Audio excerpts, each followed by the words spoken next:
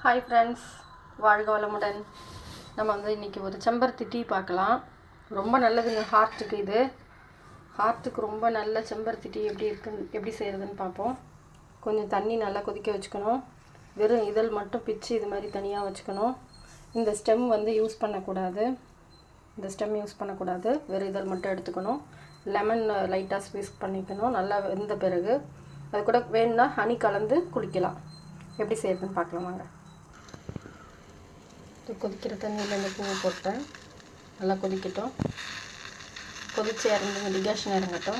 Blue colour ஆகிடும் தண்ணி. பாருங்கள், தண்ணி நல்லா கொதிச்சிருச்சு. அது நம்ம குடிக்க வேண்டிய கப்பில் ஒரு மாதிரி பர்பிள் கலரில் ஆயிடுச்சிங்களா.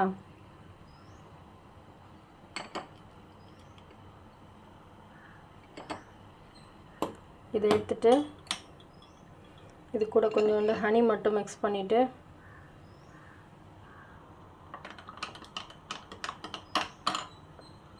லைட்டாக 2 ட்ராப் லெமன். கலர் பாருங்கள் எப்படி சேஞ்ச் ஆச்சு பார்த்தீங்களா. அதே செம்பருத்தி பூ கலரில் வந்துருச்சு பாருங்கள், அந்த பர்பிள் கலர். அவ்வளோதாங்க, குடிக்க தயாரான நம்ம லெமன் டீ, செம்பருத்தி டீ தயார். லெமன், ஹனி, செம்பருத்தி பூ. இது ஹார்ட்டுக்கு அவ்வளோ நல்லதுங்க. நல்லா கிளென்ஸ் பண்ணி விடும்.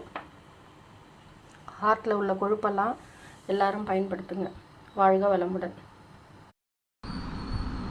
நாட்டு செம்பருத்தியை வச்சு ஒரு நல்ல காலையிலேயே பானம் ரெடி பண்ணியாச்சு. Hibiscus tea. எல்லாரும் இது மாதிரி போட்டு சாப்பிட்டு உடல் நலத்தை பேணி காப்போம். வாழ்க வளமுடன்.